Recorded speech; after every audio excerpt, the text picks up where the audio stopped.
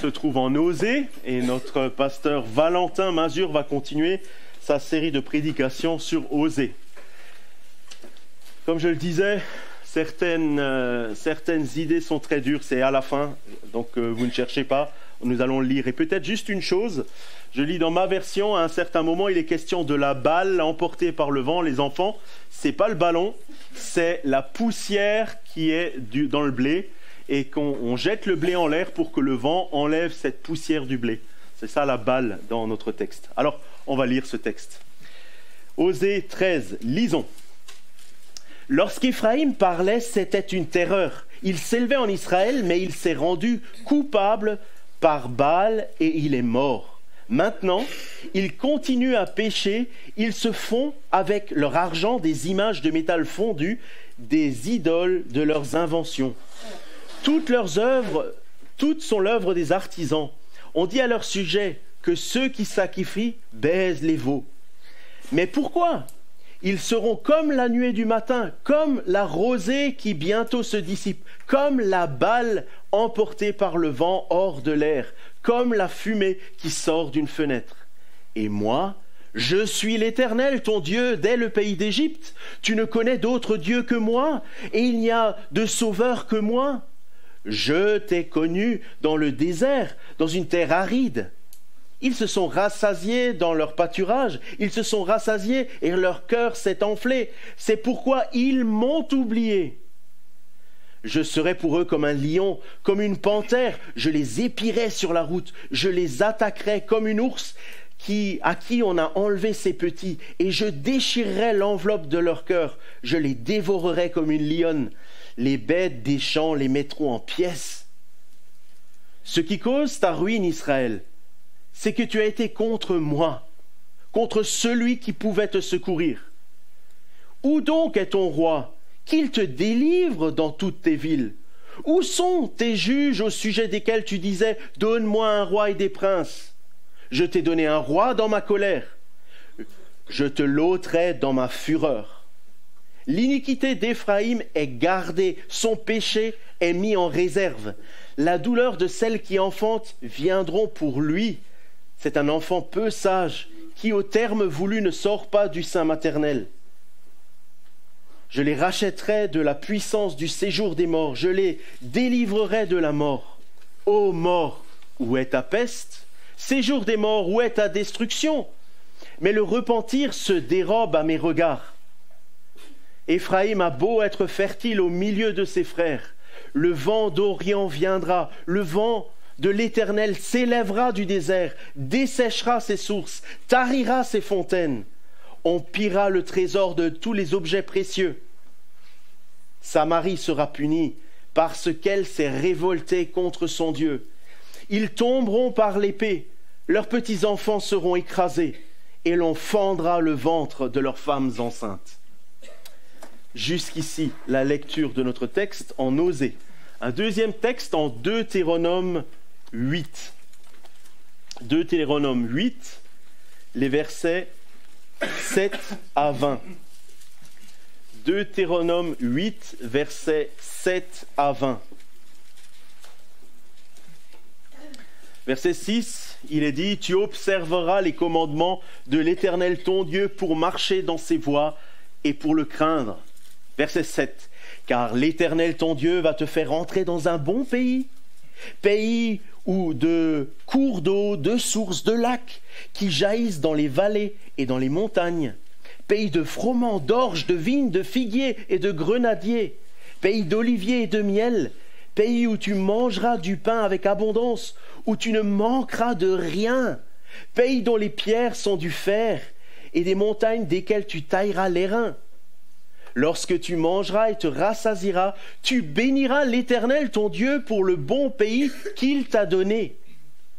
Garde-toi d'oublier l'Éternel ton Dieu, au point de ne pas observer ses commandements, ses ordonnances et ses lois que je te prescris aujourd'hui. Lorsque tu mangeras et te rassasieras, lorsque tu bâtiras et habiteras de belles maisons, lorsque tu verras multiplier ton gros et ton menu bétail, s'augmenter ton argent et ton or, et s'accroître tout ce qui est à toi, prends garde que ton cœur ne s'enfle et que tu n'oublies l'Éternel, ton Dieu, qui t'a fait sortir du pays d'Égypte, de la maison de servitude, qui t'a fait marcher dans ce grand et affreux désert, où il y a des serpents brûlants et des scorpions, dans les lieux arides et sans eau, et a fait jaillir pour toi de l'eau du rocher le plus dur, qui t'a fait manger dans le désert la manne inconnue de tes pères, afin de t'humilier et de t'éprouver, pour te faire ensuite du bien. Garde-toi de dire en ton cœur, ma force et ma puissance, et la puissance de ma main m'ont acquis ces richesses. Souviens-toi de l'Éternel ton Dieu, car c'est lui qui te donnera de la force pour les acquérir, afin de confirmer comme il le fait aujourd'hui son alliance qu'il a jurée à tes pères. Si tu oublies l'Éternel ton Dieu, et que tu ailles auprès d'autres dieux, si tu les sers et te prosternes devant eux, je vous déclare formellement aujourd'hui que vous périrez. Vous périrez comme les nations que l'Éternel a fait périr devant vous, parce que vous n'aurez point écouté la voix de l'Éternel, votre Dieu. Jusqu'ici, la seconde lecture et la troisième dans Apocalypse, le dernier livre de la Bible, chapitre 20.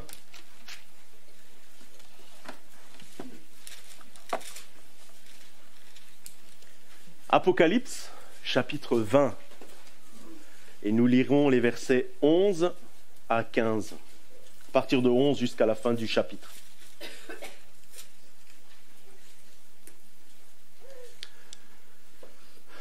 Apocalypse 20, verset 11. « Puis je vis un grand trône blanc et celui qui était assis dessus. La terre et le ciel s'enfuirent devant sa face, et il ne fut plus trouvé de place pour eux. Et je vis les morts, les grands et les petits qui se tenaient devant le trône. Des livres furent ouverts, et un autre livre fut ouvert, celui qui est le livre de vie. Et les morts furent jugés selon leurs œuvres, d'après ce qui était écrit dans ces livres.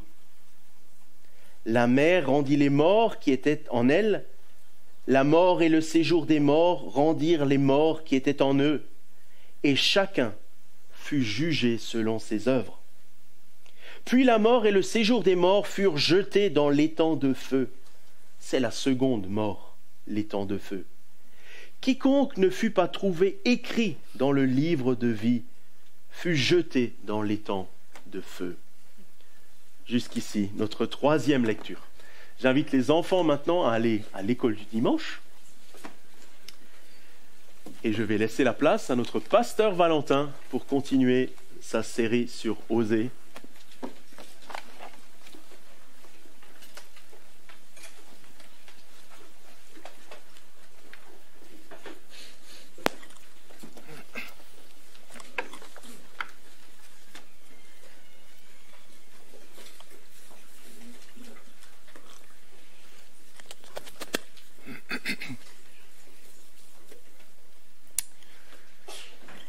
Êtes-vous inquiet en pensant à l'avenir? Êtes-vous inquiet en pensant au futur? Pensez-vous que le futur est incertain?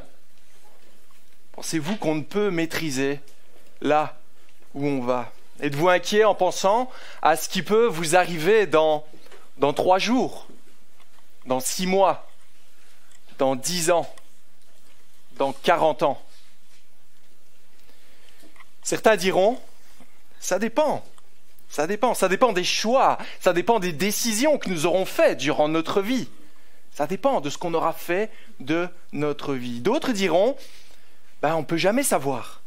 Après tout, on ne sait jamais de quoi demain sera fait, n'est-ce pas? Nous arrivons ce matin à la dernière prophétie de jugement de tout le livre d'Osée. Donc c'est le chapitre 13, dernière prophétie de jugement avant le dernier chapitre beaucoup plus brillant et lumineux au chapitre 14. Et ce matin, Osée veut nous parler de notre avenir, de notre futur, ce qui se passera plus tard, ce que nous allons devenir. Et il nous invite ce matin à nous poser les bonnes questions. les questions les plus importantes de notre vie. Donc bonjour à tous, je vous invite à garder le texte en Osée au chapitre 13. On va parcourir cela ensemble et vous voyez ici avec un premier point que Osée nous parle par l'histoire du peuple d'Israël. Vous voyez cela au verset 1, verset 1er, et la manière dont Osée nous parle ici, la manière dont il décrit Israël au verset 1. En fait, il le fait en termes plutôt élogieux, comme vous le voyez, pour une fois. Lorsque Éphraïm parlait, c'était la terreur. Il avait la haute main sur Israël. Éphraïm, c'est le royaume nord d'Israël, comme vous le savez, la plus grande partie d'Israël. Et elle possédait de ce fait une grande armée, une grande prospérité, beaucoup de moyens, beaucoup plus que d'autres continents, d'autres pays plutôt. Eux, ils avaient beaucoup de respect, fut un temps, aux yeux de toutes les nations qui les entouraient. Ils étaient, à un certain moment, redoutables. Ils pouvaient terrasser de grands ennemis. Mais avez-vous noté, toujours dans ce verset premier, le revers de fortune assez brusque qui se passe pour eux? Je continue au verset premier. Mais il s'est mis en tort avec le Baal et il est mort. On a des belles montagnes russes ici, n'est-ce pas? Ils étaient les premiers, ils étaient les meilleurs, et du jour au lendemain, ils sont inexistants, morts. Éphraïm, la nation, une des nations les plus grandioses, qui disparaît. Ça ne nous fait pas penser à certaines histoires que nous avons apprises, d'autres grandes nations qui sont apparues pour un temps, qui paraissaient être les nations les plus puissantes au monde et qui se sont éteintes aussi rapidement. On peut penser à la Perse. La Perse, ça fait il y a un moment quand même, hein. Mais la Perse était une des plus grandes puissances de l'époque. Ils avaient une technique, une technologie, une richesse, ils étaient étendus. Aujourd'hui, ils ne sont plus là. On peut penser à la Syrie. La Syrie, c'est plus proche de notre texte en Osée. La Syrie, qui était la terreur de tous les pays à cette époque précise. C'était elle qui conquiert tous les pays les uns après les autres. On peut penser à Rome. Rome, qui fut un temps, prenait toute l'Europe, avait conquis toute l'Europe, pour pas dire le monde entier. On s'approche encore de nous. L'Allemagne fut un temps, faisait la guerre à l'Europe, la guerre mondiale. L'URSS, qui avait un empire très vaste. Où sont-ils aujourd'hui? Où sont-ils? Ils ont apparu pour un temps, ils semblaient bien organisés, ils semblaient forts, et maintenant, ils ont juste disparu. Et beaucoup, en voyant cela, en voyant ce cycle de l'humanité qui se répète encore et encore, disent « L'avenir est vraiment incertain, n'est-ce pas? Tantôt on est au-dessus, tantôt on est en dessous, tantôt on est en forme, tantôt on ne l'est plus. On est en bonne santé, on est malade, on est les meilleurs, on est les derniers. » Mais est-ce réellement le cas? L'avenir est-il aussi incertain qu'on pourrait le croire? N'est-il pas possible de se faire une petite idée de la direction que l'on prend? Concernant Éphraïm, qu'ont-ils fait pour en arriver là? Bien, le prophète nous dit, ils se sont mis en tort avec le Baal. C'est quoi le Baal? Vous le savez, si vous avez suivi cette série avec moi, ce sont les idoles de leur temps, les idoles de leur culture. Qu'est-ce qu'une idole? C'est une représentation grotesque de Dieu, n'est-ce pas? Il y en a beaucoup à cette époque, comme il y en a beaucoup à notre époque. Et voyez une chose, au verset 2, c'est qu'elles ont toutes le même effet, ces idoles. Regardez le verset 2 avec moi. Le début du verset 2 nous dit « Maintenant, ils continuent à pécher. » Ils continuent à pécher. Premier effet que les idoles peuvent avoir, ça rend esclave. Ça rend esclave. Ils continuent à pécher. Ils ne peuvent plus s'arrêter. Vous voyez, le verset 1 nous dit qu'ils sont morts, mais pourtant, ils ne peuvent faire autrement que de continuer de se dévouer à ce culte des idoles. Ils ne peuvent faire autrement que de continuer de pécher encore et encore. Voyez-vous la fin du verset 2, la terrible expression, est-ce qu'elle veut dire ? On dit à leur sujet, ceux qui sacrifient des êtres humains peuvent bien embrasser des taurillons. Voilà, différentes versions pour cela. Ce qu'on voit dans la première partie de cette expression, ce qui était dit d'Éphraïm, eh bien, c'était qu'ils offraient littéralement la vie pour obtenir la bénédiction. Ils offraient la vie à des dieux qui sont sans vie. Images en métal fondu, idoles de leur invention, toutes sont l'œuvre d'artisans. Et ils offraient la vie pour ce qui est sans vie. Voyez à quel point ils étaient dévoués à ces dieux qui n'en sont pas, qui sont juste l'œuvre de leurs mains. De plus, ils font des actes grotesques, insensés, qui n'ont pas de sens. Voilà ce vers quoi les idoles nous conduisent. Et là, la seconde 21 que j'ai, moi, personnellement, est assez sobre. On dit, ils rendent hommage à des veaux. Mais c'est plus fort que ça. Ils embrassent des vaches. Ils embrassent des vaches. Feriez-vous cela pour obtenir une quelconque bénédiction ? Certains sourient. Et pourtant, voilà exactement ce en quoi Israël, Éphraïm, mettait son espérance. Les taurillons. Ah, voilà nos dieux. Voici nos dieux, ceux qui nous rendent prospères, ceux qui nous rendent riches. Voyez-vous les effets de ces cultes des idoles? Si on résume l'idée ici au verset 2, ils sont purement et simplement déshumanisants, avilisants. Cela asservit, ça abaisse, ça dégrade et ça finit par détruire totalement. Même une nation qui paraissait plus forte que tout, même une nation qui semblait au-dessus de tout, numéro 1. Et comme à son habitude, Osée dans cette prophétie utilisera des images assez parlantes pour nous faire réaliser la triste situation, pour nous faire goûter en quelque sorte quelle était la situation, la finalité de ce peuple. Voyez-vous comment ils sont décrits au verset 3 ici ? Comme la nuée du matin. La nuée du matin, on se réveille le matin, on regarde dans le jardin, on voit une nuée un peu trouble. Elle est là, elle est bien réelle, mais dès que le soleil apparaît, elle disparaît. La rosée matinale, on en a déjà parlé précédemment dans d'autres prédications. Celle qui nous mouille les pieds quand on marche dans l'herbe le matin. C'est réel, c'est palpable, elle est là, elle existe. Mais dès que l'heure de midi approche, elle disparaît comme si elle n'avait jamais été là. Pareil, la menu paille, qui je pense un peu plus clair que dans ta version qui était assez étrange. La menu paille, qu'est-ce que ça fait la menu paille ? Ça s'envole. Comme de rien. Elle est là, on peut la prendre, mais elle disparaît. Un coup de vent, on la met au feu, elle brûle et elle disparaît. Sans valeur, inutile. La fumée qui sort par la fenêtre. La fumée, vous la voyez, vous pouvez même la sentir. Ouvrez une fenêtre, elle s'en va, et vous ne pourrez plus jamais la revoir. Du jour au lendemain, cette grande nation est réduite à du vent, disparue, inexistante, du fait qu'ils se sont tournés vers les idoles à cause de leur rejet de Dieu. Question maintenant pour nous ce matin. Quels sont les idoles tout aussi destructeurs, tout aussi déshumanisants, sans valeur, vers lesquels nous nous tournons aujourd'hui dans notre société? Vers quoi allons-nous pour avoir du réconfort ? Vers quoi, en quoi plaçons-nous notre confiance ? L'amour de l'argent ? Mettre une priorité exclusivement ?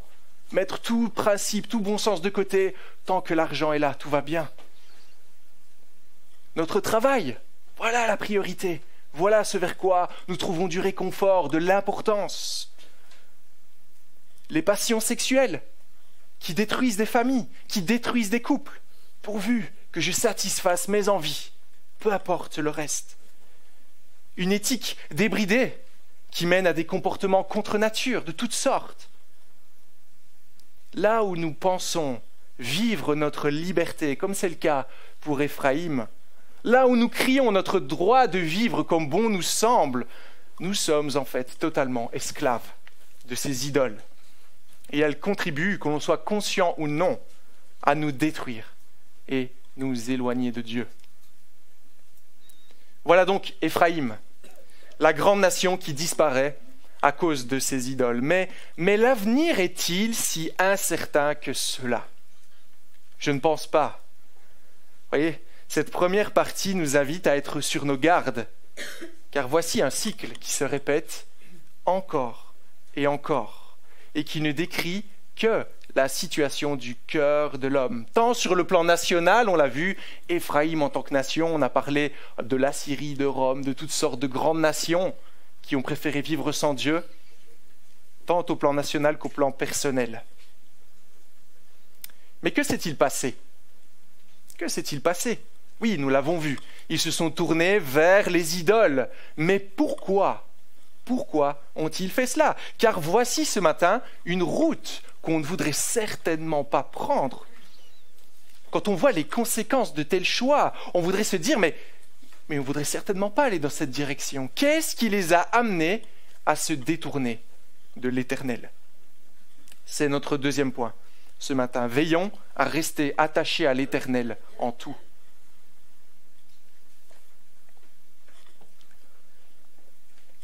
Laissez-moi vous lire quelques lignes de la Constitution française.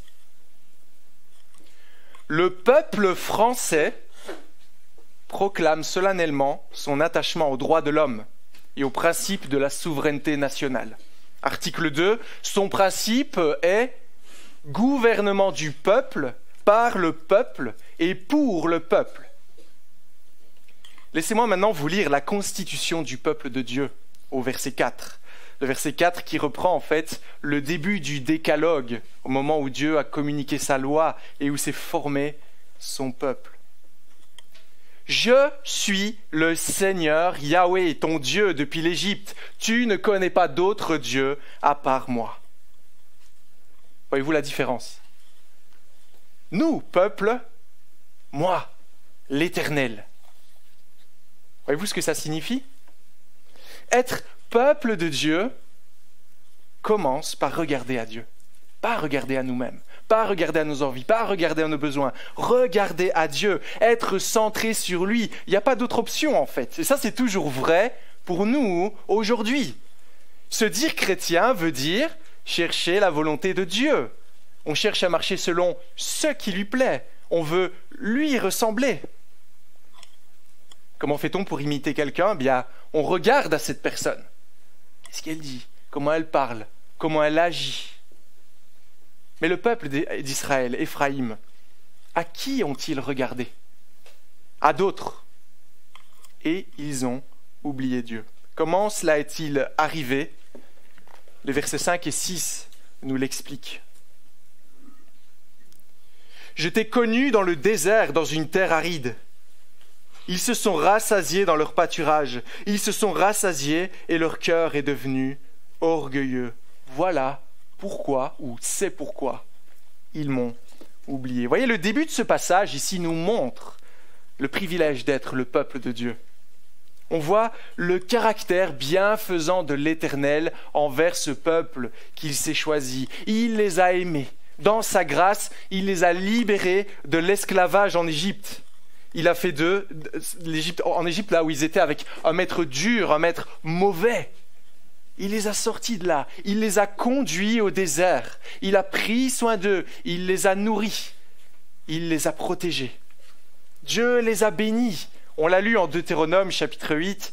Il leur a donné un pays somptueux, avec une abondance sans pareille. Il a fait d'eux une grande nation. Ils étaient au-dessus de tous leurs ennemis. Les ennemis, en les voyant arriver, avaient la crainte parce qu'ils savaient ce qui s'était passé en Égypte.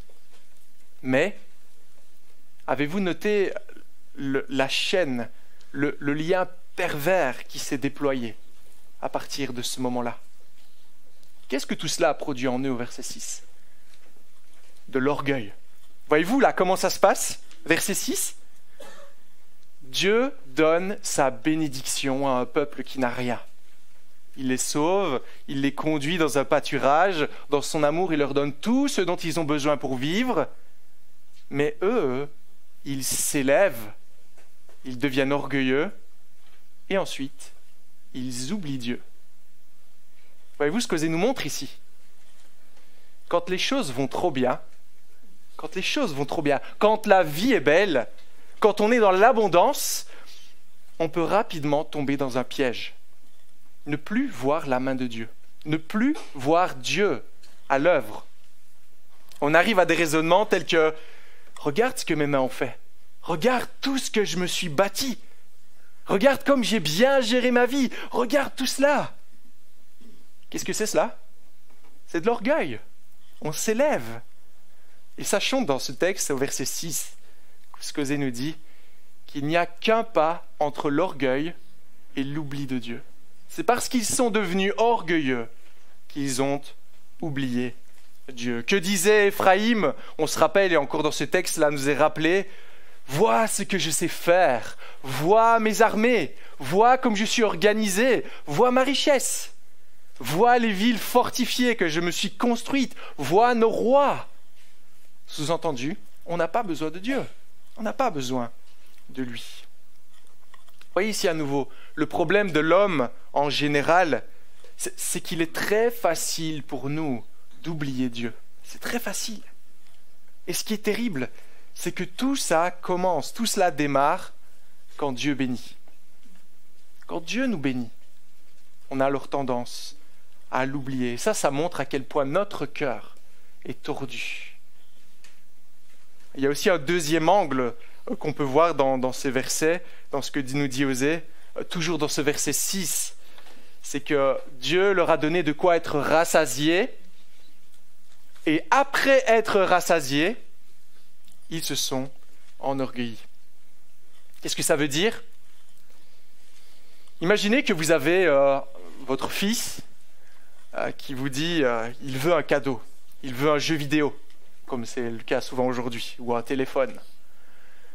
Et là, vous dites, mais non, il n'y a aucune raison pour que je te fasse ce cadeau. C'est pas Noël, c'est pas ton anniversaire, t'as rien fait de particulier pour mériter ça. Mais bon, comme vous l'aimez, vous décidez quand même de lui offrir cela. Alors vous lui offrez son cadeau et là, il est dans la joie, il est heureux, il vous saute au cou, il vous remercie chaleureusement et il disparaît dans sa chambre. Il va jouer avec son nouveau jeu, avec son téléphone. Et là, il passe du temps, et 2 jours après, vous revenez et vous lui dites « Tiens, mon fils, on irait bien faire une balade tous les deux. Passer du temps ensemble.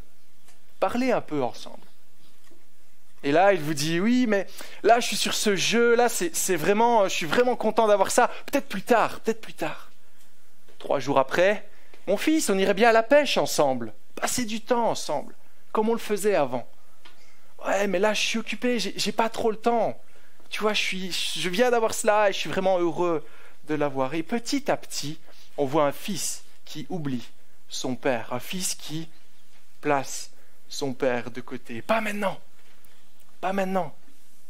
j'ai pas le temps. J'ai pas de temps pour toi. Combien de fois pouvons-nous avoir les mêmes attitudes? J'ai pas le temps pour toi, Seigneur. Là, je suis dans ma maison. J'ai pas le temps pour toi, Seigneur. Là, je suis avec ma famille. J'ai pas le temps pour toi, Seigneur. Là, je travaille. Là, je suis dans mon jardin. Là, je suis dans ma liberté. Je suis trop occupé pour toi.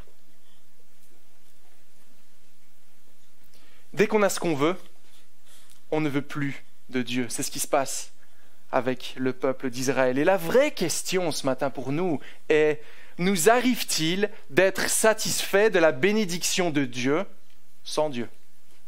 Nous arrive-t-il d'être satisfait de la bénédiction de Dieu sans Dieu? Voici un problème qui nous guette tous en fait, tous autant que nous sommes. Oui, on peut penser aux non-chrétiens, qui sont d'une certaine manière aussi bénis par Dieu. La grâce commune, grâce générale, le fait que Dieu fait lever son soleil, fait pleuvoir sur les bons comme sur les mauvais, le fait qu'il retienne la méchanceté de l'homme, qu'on puisse vivre en paix dans l'abondance de notre pays. Cela, même les personnes qui ne croient pas en Dieu bénéficient. Ce n'est pas pour ça qu'ils se tournent vers lui. Et nous, en tant que chrétiens, nous pouvons également tomber dans ce piège. Alors que faire pour ne pas tomber dans ce piège? En Deutéronome chapitre 8, qu'on a lu, je ne vais pas tout relire, Moïse avait déjà prédit ce comportement du peuple. Et il nous montre ici le moyen de ne pas suivre cette chaîne. Il dit au verset 10, « Lorsque tu mangeras, lorsque tu seras rassasié, tu béniras le Seigneur ton Dieu pour le bon pays qu'il t'a donné. Garde-toi d'oublier le Seigneur ton Dieu. » Verset 12. Lorsque tu mangeras, lorsque tu seras rassasié, lorsque tu bâtiras, lorsque tu habiteras de belles maisons, lorsque ton gros, ton petit bétail se multiplieront, que l'argent, que l'or se multiplieront pour toi, que tout ce qui t'appartient se multiplie, prends garde de peur que ton cœur ne s'élève et que tu n'oublies le Seigneur. Vous voyez la même chaîne ici que dans Osée. Que tu n'oublies ton Dieu. Verset 17. Que tu te dises, c'est par ma force, par la vigueur de mes mains que je me suis acquis toutes ces richesses. Non, tu te souviendras de l'Éternel, ton Dieu, car c'est lui qui te donne la force pour acquérir ces richesses. Alors bien sûr, nous ne sommes pas Israël ce matin. Bien sûr, nous n'attendons pas forcément des bénédictions matérielles. Olivier l'a dit en commençant ce matin, c'est surtout la bénédiction spirituelle qui doit être là. Mais tout de même, il y a un piège dans une telle démarche. Parce que l'attitude d'Israël ici est la même que nous pouvons avoir. Nous avons le même cœur que ces personnes. Et le même piège est tendu pour nous, pour ne pas dire un plus grand piège. Parce que nous vivons dans une abondance telle aujourd'hui. Dieu nous bénit aujourd'hui d'une quantité de façons, mais quelle est notre attitude face à cela? Comment ne pas tomber dans ce piège? Alors 3 pistes de réflexion, 3 petites applications pour nous. Premièrement, refusons de nous réjouir de ce que nous avons sans nous réjouir en Dieu. Refusons de nous réjouir de tout ce que Dieu nous donne, de toutes les bénédictions que nous pouvons avoir, sans nous réjouir premièrement en Dieu. Voyons tout ce que nous avons. Tout cela vient de Dieu, vient de sa main. On ne mérite rien. Et donc pour chaque chose que nous possédons, louons Dieu pour cela, pour le Seigneur qui nous donne sa grâce de tant de manières. Deuxième piste, réalisons que nous n'avons rien qui ne vienne de nous-mêmes. Tout est reçu, tout est donné, tout vient de Dieu. C'est lui qui nous donne tout cela. Comment pouvons-nous nous enorgueillir de quelque chose que nous n'avons pas apporté? Non, c'est Dieu qui nous donne. Ce n'est pas nous qui apportons.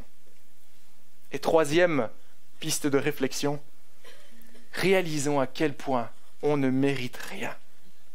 Pour chaque joie, pour chaque moment de bonheur, chaque moment de réjouissance, chaque moment d'abondance en ce monde, c'est Dieu qui nous le donne. C'est Dieu qui nous le donne. Vous voyez, un bon principe que tout bon chrétien fait généralement, c'est la prière avant de manger. On prie avant de manger, on remercie pour le repas. Et c'est vraiment ça l'idée. Alors certains diront, oui, mais encore faut-il penser à la prière qu'on fait. Ça, c'est un autre problème. Bien sûr, il faut être concentré, remercions Dieu pour cela. Mais vous voyez, c'est vraiment ça l'idée. On prie, on remercie le Seigneur. Merci pour cette nourriture. Merci parce que tu m'as permis de gagner de l'argent pour aller acheter cette nourriture. Merci parce que tu m'as permis d'avoir ce travail pour avoir cet argent. Merci parce que tu m'as donné les capacités, la santé pour avoir ce travail. Vous voyez ce que je veux dire? Merci Seigneur. Et si nous le faisons pour la nourriture, pourquoi ne pas le faire pour toute autre chose? Pour tout. La santé, les joies, l'abondance matérielle, toutes ces choses que nous avons et qui nous viennent de Dieu. Mais si nous ne cultivons pas cela, il y a un danger. Voyez-vous lequel? On en a parlé. C'est de mettre Dieu de côté, l'exclure de nos vies, faire comme s'il était incapable de quoi que ce soit. C'est plus notre réalité. Dieu, c'est quelque chose de lointain. Pourtant, il est infiniment personnel avec chacun de nous. Et on l'a vu, oublier Dieu est incompatible avec la constitution du peuple de Dieu, dont il est le centre. On ne peut être peuple de Dieu si on l'oublie, si on le met de côté. Si on fait cela, on agit exactement comme des incroyants. Et par-dessus tout, étant conscient de la bénédiction ultime qu'il nous donne en Jésus-Christ, en nous sauvant, n'allons-nous pas vivre une vie de reconnaissance à Dieu? Si ce n'est pas le cas ce matin, si nous ne voulons pas remercier Dieu, si on s'enorgueillit, peut-être que nous ne l'avons jamais connu ce matin. Et je pense que c'est une question légitime à se poser. Peut-être qu'on n'a jamais goûté à l'amour de Dieu, à sa bonté. Vous voyez, la bénédiction de Dieu produira inévitablement des fruits en nous. Jacques nous dit « Montre-moi la foi sans les œuvres. La foi sans les œuvres est morte. Tu crois qu'il y a un seul Dieu, les démons le croient aussi et ils tremblent. » Comprendre l'amour de Dieu nous transforme pour vivre non plus pour nous-mêmes, non plus pour nos passions, non plus comme nous le centre, nous, peuple, mais pour Dieu.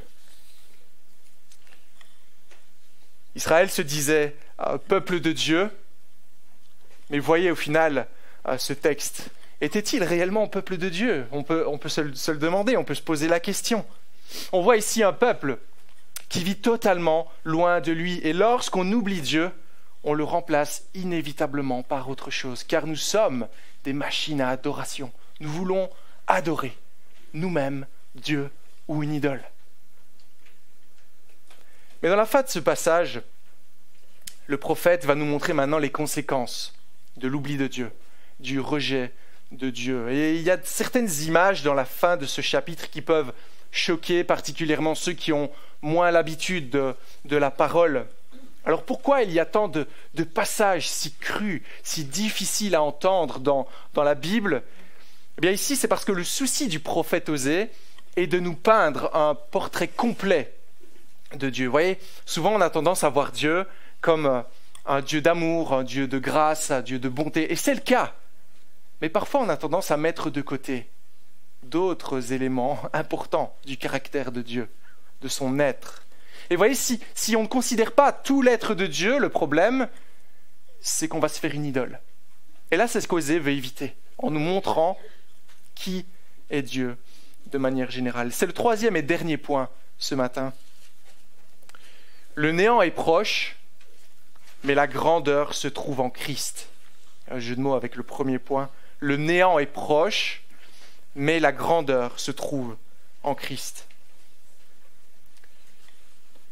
Voyez-vous la fin de ceux qui oublient Dieu, ceux qui n'ont peut-être même jamais fait partie de son peuple. Verset 7. Je serai pour eux pareil à un lion, à une panthère. Je les épierai sur la route. Je les attaquerai comme une ours à qui on a enlevé ses petits. Je déchirerai l'enveloppe de leur cœur. Je les dévorerai comme une lionne. Les bêtes sauvages les mettront en pièces. Ce qui cause ta ruine, Israël, c'est que tu as été contre moi, contre celui qui pouvait te secourir. Voyez-vous ici ce qu'Osée nous dit. Si tu oublies Dieu, tu mérites d'être détruit par lui. Il n'y a pas d'autre option. Il n'y a pas de demi-mesure. Car voyez ici, celui que nous oublions, voyez-vous ce que nous oublions quand nous oublions Dieu plutôt. Verset 4, si on revient un peu en arrière, Dieu se présente comme étant, fin du verset 4, le Sauveur. Le Sauveur. Fin du verset 9, il se présente comme étant le seul secours. Sachons que si nous oublions, si nous mettons de côté le seul moyen de salut, le seul sauveur, le seul secours, alors que reste-t-il? Il ne reste plus que le désespoir en fait. C'est juste logique ici, ce qu'Osée nous présente. Imaginez, vous faites une balade et là vous voyez dans une petite rivière un chien qui est en train de se noyer. Il a sauté dans l'eau et là il est pris par le courant et il n'arrive plus à revenir à la surface. Et là, vous vous dites, oh, on va essayer de sauver cette pauvre bête. Et vous vous jetez à l'eau pour sauver ce chien de la noyade. Mais là, dès que vous vous approchez de ce chien, qu'est-ce qu'il fait? Il cherche à vous mordre dans son hystérie. Il a peur de vous, il veut vous mordre. Et au final, qu'est-ce que vous faites? Eh bien, vous le laissez simplement là. Vous n'allez pas vous faire mordre. S'il ne veut pas de vous, s'il ne veut pas du secours, alors, que reste-t-il? Le verset 9. Ce qui te détruit, c'est que tu as été contre moi, contre le seul qui pouvait te secourir. Vous voyez, on ne peut pas blâmer Dieu. Le seul fautif ici, c'est le peuple, c'est l'être humain qui rejette Dieu. Alors, est-ce que le futur est si incertain? Si nous choisissons d'ignorer Dieu, de l'oublier à l'image du peuple d'Israël, il y aura des conséquences inévitables. Et ici, Osée nous présente l'avenir, le futur. Il nous prédit exactement ce qui se passera. Et voyez-vous, toute l'inversion de toute la tendance ici, mépriser le créateur du monde, le remplacer par d'autres, conduit à de graves conséquences. Car à la fin des temps, ce n'est pas contre des démons, contre le diable qu'on aura un problème, mais contre Dieu lui-même, contre notre Créateur, celui qui a fait qu'on vienne en ce monde. C'est lui seul, devant lui seul, qu'on entrera en jugement. C'est lui qui devient prédateur, ce lion, cet ours privé de ses petits. C'est lui qui attaque. C'est à lui que nous devrons rendre des comptes. Et si Osée utilise une fois de plus de telles images, comme on en a déjà rencontré certaines dans cette prophétie, c'est pour nous pousser à réfléchir. À réfléchir. Vois, quelles seront les conséquences de tes actes, de tes choix pour l'avenir. L'avenir n'est pas incertain. Si tu prends ce chemin, Osée nous prédit quelle sera la fin. Mais croyez-vous que ça va changer quelque chose pour ce peuple? Croyez-vous que cela va changer quelque chose au futur d'Israël? En fait, historiquement, ça ne va rien changer. La Syrie va venir, va les détruire, il va les amener en déportation. En fait, comme ça peut être la même chose que si on voulait conseiller un adolescent rebelle. Non, ne prends pas ce chemin. Ah, laisse-moi faire. Laisse-moi faire. Il n'écoute pas. Il prend ce chemin au risque de se casser les dents. Vous voyez ici de la manière dont Osée décrit Éphraïm une nouvelle fois au verset 13. Il utilise une image pour nous montrer la folie d'Éphraïm. L'image de l'accouchement. L'accouchement. Comment ça se passe l'accouchement? Bon, j'ai pas vécu personnellement, mais je l'ai déjà vu plusieurs fois. L'accouchement, en fait, ça commence par des contractions. Le travail démarre. Et qu'est-ce que ça fait le travail? Qu'est-ce que ça démarre comme processus? Eh bien, ça va pousser l'enfant à sortir. Ça lui annonce que là, il est temps de sortir. Voilà, les contractions viennent de plus en plus fortes. Et l'enfant est poussé littéralement vers l'extérieur. Une manière de dire, c'est le moment, il faut y aller. Mais qu'arrivera-t-il si l'enfant ne sort pas? Si l'enfant reste dans le ventre, qu'est-ce qui va se passer? Quel sera son avenir? Il va mourir. Il va mourir, n'est-ce pas? C'est le temps pour lui de sortir. Il est arrivé à terme. Il faut sortir pour aller à la vie. Mais ici, alors que c'est le moment, alors que tous les avertissements, que tous les signes sont là, le prophète met en garde le peuple, la Syrie est postée devant eux, prêt à les détruire, Éphraïm regarde et ne fait rien. Il reste là. Il ne bouge pas. Il ne retourne pas à son Dieu pour la vie. Comme un enfant peu sage qui ne veut pas sortir du ventre maternel. Il est indifférent. Étant conscient que la vie se trouve au bout, il préfère rester confortablement dans le ventre de sa mère et choisit la mort. Comme beaucoup encore aujourd'hui restent confortablement dans leur péché pour leur propre destruction. Ils savent qu'il y aura un problème dans l'avenir, mais on remet ça plus tard. On remet ça plus tard. Les mises en garde sont là, mais on reste dans notre péché. Mais alors, leur futur serait-il si incertain? Voyez quelle sera la fin de ce peuple s'il persévère dans le péché, verset 15. Il a beau être fertile, le souffle du Seigneur s'élève du désert.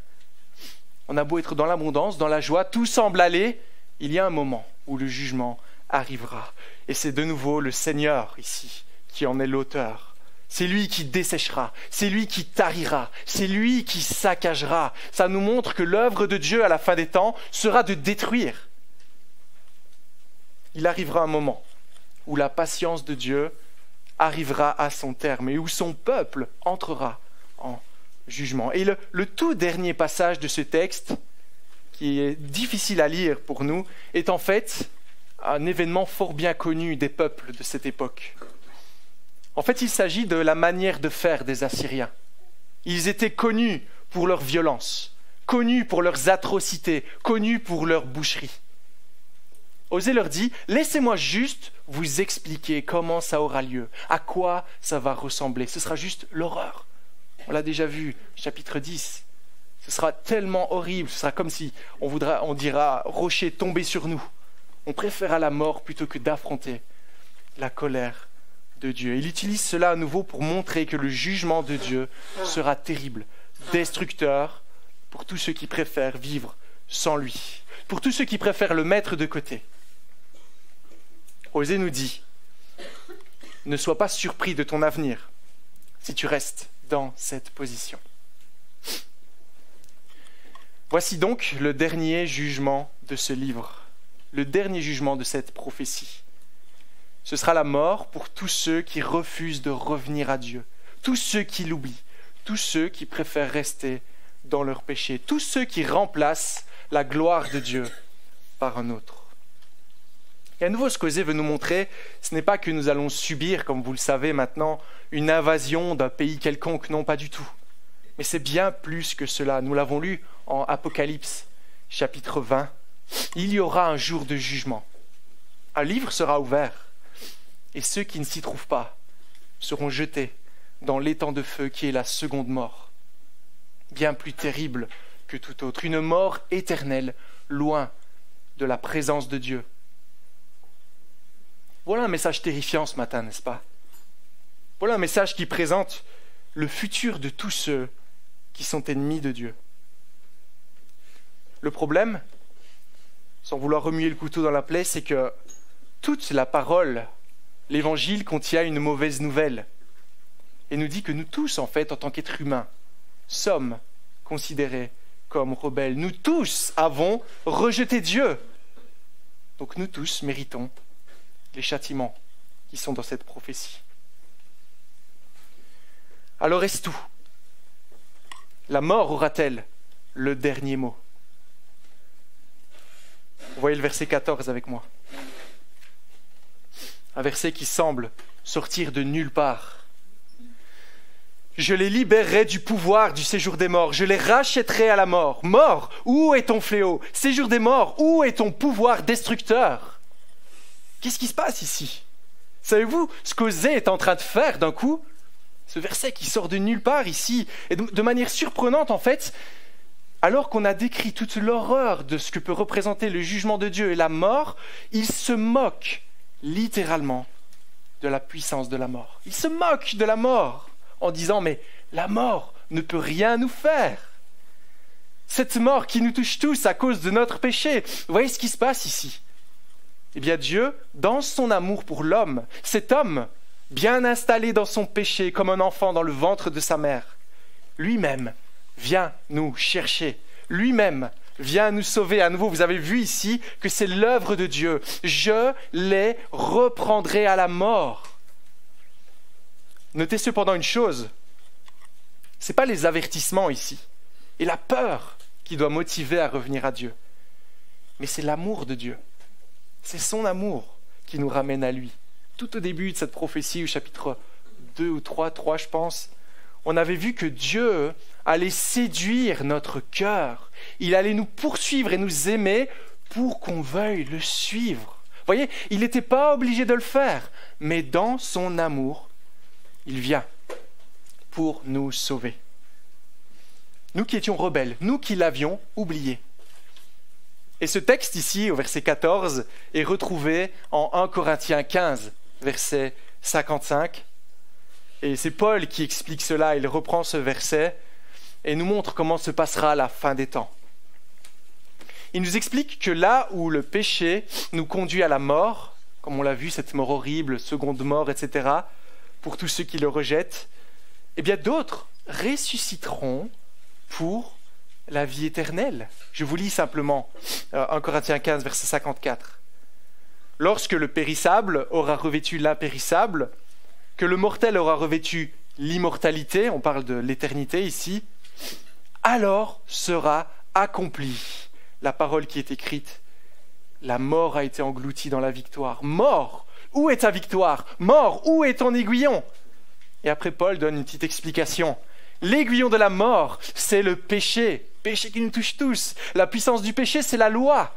Cette loi, cette constitution du peuple de Dieu auquel on n'a pas pu rester attaché. Et ensuite, il nous montre comment cela est possible. Grâce soit rendue à Dieu qui nous donne la victoire par notre Seigneur Jésus-Christ. Ainsi, à cause de notre péché, nous devrions tous subir la colère de Dieu, décrite dans ses prophéties. Mais Dieu, dans son amour, nous donne un moyen de salut. Jésus-Christ est venu. Lui-même a été parfaitement obéissant. Lui-même a obéi parfaitement à son Père, à cette constitution. Il n'a jamais oublié Dieu. Il a été obéissant en tout jusqu'à la mort. Lui qui n'a pas péché. Lui qui donne sa vie en rançon à la croix pour que nous soyons sauvés. C'est lui qui paie le prix pour que nous ne soyons pas condamnés. C'est lui qui prend cette colère sur lui. C'est lui qui nous libère. Et il nous montre qu'à travers lui, à travers Jésus-Christ, la puissance du péché, son emprise sur nous, est brisée. Si nous sommes en Christ, nous ne sommes plus condamnés. Mais nous ressusciterons pour la gloire, comme lui-même est ressuscité le 3e jour, on l'a vu dimanche passé avec la prédication de Pâques, car Christ a vaincu la mort. Christ est au-dessus de la mort. Christ a satisfait les exigences de Dieu. À nouveau, Osée nous montre, et je vais terminer dans un instant, Osée nous montre à quel point nous avons besoin de Jésus pour éviter la seconde mort. Une mort qui sera absolument terrible. Mais il y a un sauveur, il y a un secours. C'est Christ qui donne sa vie pour que nous ne soyons pas sous la colère.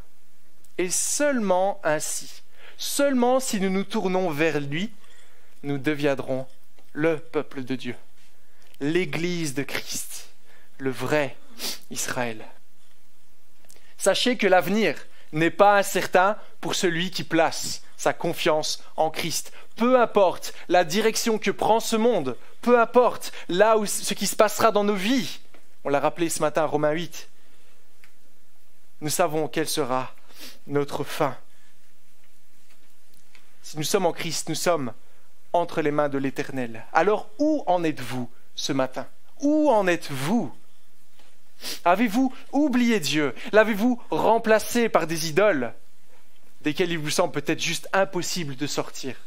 Est-ce que c'est la première fois peut-être ce matin que vous vous sentez inconfortable dans votre péché?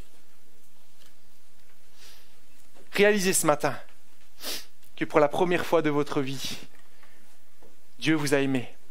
Réalisez-vous l'amour de Dieu. Si vous réalisez cela, allez à lui. Comprenez que le salut n'est en lui seul. Demandez-lui de vous sauver, car c'est le seul salut. C'est le seul moyen d'être sauvé de la mort éternelle. Et lui seul vous donnera la vie éternelle, car il ne refuse pas celui qui vient à lui. Et pour nous chrétiens,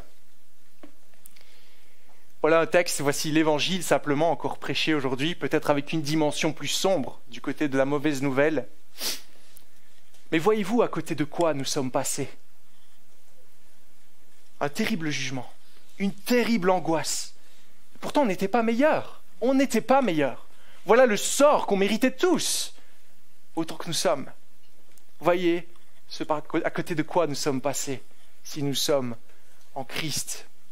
Alors laissons-nous émerveiller par la grâce de Dieu ce matin. Encore une fois, lui qui nous assure un avenir glorieux, qui nous assure que nos noms sont inscrits dans le livre de vie pour l'éternité. Amen.